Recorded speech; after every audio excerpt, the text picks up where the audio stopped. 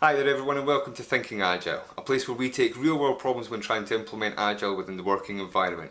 We will then submit those to our professional Scrum Trainers who will then explain what methods they would suggest to use within that scenario. You can submit your questions to agile@adaptdev.co.uk or you can go to our website and use our contact form. We will then try to notify you if your question has been answered.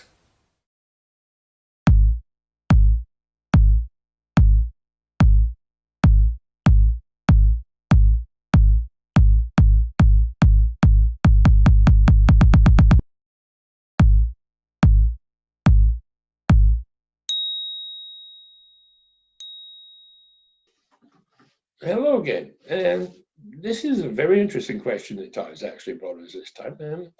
What does 8 hours in a day of a Scrum Master look like? It can be really quite varied, actually. So I'm going to give you maybe a couple of examples, but the first thing I'm going to point out here is, as a Scrum Master, and then a lot of people get confused over this, what we'll be talking about is we won't be talking about the Scrum Masters doing activities to make the product. Right? Or to enhance the product, record the product, guide the product, give vision, work on it, deal with customers, users to guide that product. That's not really the role of the Scrum Master, although quite often that's what you'll see in recruitment ads: drive the product forward, manage the backlog. Really a description of the product owner there, right? The product for the Scrum Master is the Scrum team, right? And the Scrum implementation within the organization. So when we talk about activities that a good Scrum Master is going to be doing there, what's 8 hours a day of a Scrum Master? Really, here we're talking about what are they doing to build the team and build the environment for Scrum within that organization, right? So a typical couple of 8 hours for us would be come in the morning, catch up with the members of the team. Uh, for early on in the this one will say we're early on in the maturity of the team coming together. So it's just been kind of stood up relatively new.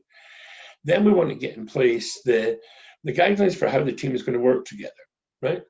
What does a PBI look like to them, right? So we start looking at, well, what's an appropriate size scale that we're going to work with it. So what's this type of the smallest item that they're going to work on? What's the largest type of an item they're going to work on? Then that gives you the scale of items that what's their smallest to the largest and the scale in between.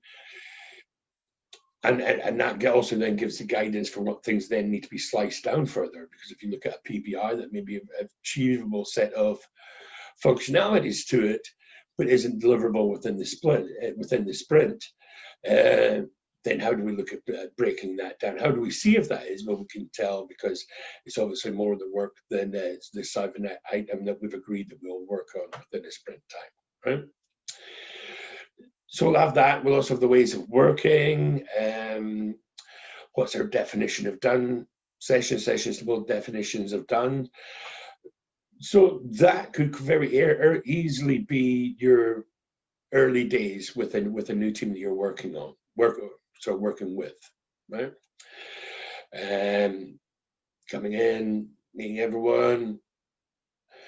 You've arranged the sessions, facilitating those sessions, but letting them make the decisions. Them give the ideas, they can decision make it, and then make the decisions at the end of that. So what you'll do is you'll facilitate techniques or use facilitation techniques that allow the team to come up with ideas, and then from those ideas select which ones everyone will buy into, right? So that would maybe be early on in the working of it. Then as you progress through, they're now into the delivery of it. You might be coming in, you might be catching up some of your helping the rest of the community of the Scrum Masters, put maybe a presentation together for a community of practice or do some training, cross-training of various teams, while at the same time keeping an ear to the floor of what's happening within your team, right? Or the teams that you're working with, right? Because one of the skills that Scrum Master needs to develop is the ability to listen into what's going on around you, right? If you go up and ask very many people, how are things going, whether it be on your team or other teams that you're working with, depending on where you're seen within the hierarchy of your organization, you might get more open to, oh, we've got these problems, got that problems, or you might get the more Dilbert type of things where everything's fine, just fine until they admit that, until the such a point where there is an issue that they need you to now solve, right?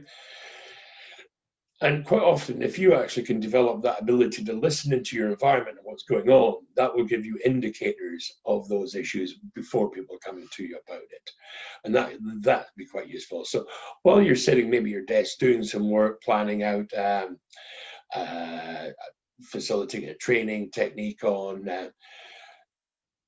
advanced estimation techniques for your community of practice with your development teams, in your environment as part of this community practice Scrum Masters, listening to those type of things, right? Another day might be you come in and it's the end day of the sprint, and it's coming in and helping the team understand, are they in a position to go into the sprint review with everything done, complete, product owners seen everything that's been completed, it meets the definition of done, they're happy, the product owner's happy that they can represent the product going into the sprint review, and they know who the developers are that worked on each of the items of work, they're happy to present them forward. So in that scenario, to give you an idea, the ways I've worked with product owners have tended to be they are the MC, the master of ceremonies for the sprint review. It's their product.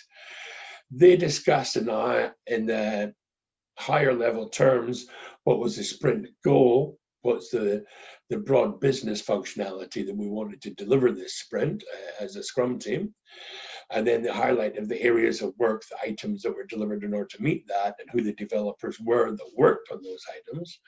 And then they'll invite those developers to come up and actually explain the workings product that they've delivered, parts of the working product that they've delivered to the stakeholders, and then take questions on the stakeholders. Where there's an opportunity to interact with the product, maybe type something into a keyboard, operate the product here or there, we would invite invite stakeholders up to actually do that. But the product owner is the one who should run that. It's their product after all, so own it like an entrepreneur or product owner, right? And again, you see, Scrum Master's not they're the one selling the product. That's the product owner's job. What the Scrum Master's doing is working with the team to help them put that environment in place together and maintain it for them. And helping guide, maybe pick up anyone who's had their hand up to ask a question that has been seen by somebody else. You're facilitating, helping to make sure that anybody who's got questions get a chance to get them answered, and that the team gets the chance to put across the product they've delivered, right?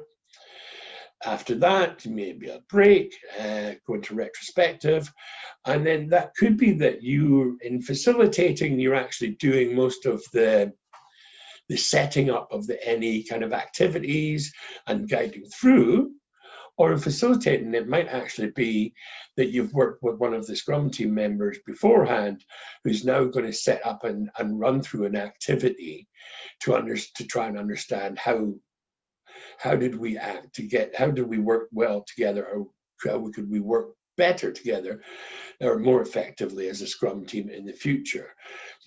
I'm trying to avoid the what went well, what didn't go so good type of very done by rote type of sprint retrospectives. What went well, what didn't go so well, what were we confused about, or the starfish one. They're kind of overused. But it can often be a good starting point for somebody new to it. Although I suggest try not run them always being over and over the same thing. Interesting one that you might want to do in a retrospective that we've guided teams through before in the past is draw a picture of how you think the sprint went, right? So it's just draw a picture and leave it up to them to decide how they're going to draw that picture. Is it from the perspective of something that went really well, or is it from the perspective of something that they think could be improved upon? And then get them to, after they've drawn their picture, get them to stand up there and explain it to the rest of the team. So that could be a day in the end of a sprint for a Scrum Master. And done that in the past with teams. So that's kind of a typical day, Scrum Master. I wouldn't really struggle to really say there's actually a typical day. There's just a day in the life of a Scrum Master. Probably a bit more rare in large enterprises anyway, is where the Scrum Master is then called into organizational level issues regarding the environment that multiple teams are working within. Certainly when there are a lot of sectors, the Scrum Master is seen as being very much a team level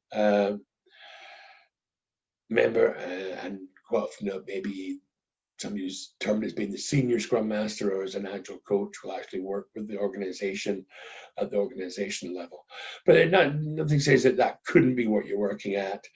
But given the way it's kind of asked, I think probably you're thinking of is, what is the typical day with a team? And if you're working as a Scrum Master with a Scrum team, what are the activities you're going into? And very varied, but majority of it will be based on facilitation, right, to help the team develop ideas for themselves, and from those ideas, select which ones they wish to progress with. That's probably about the easiest answer to all of that. Right? Thank you. Great question.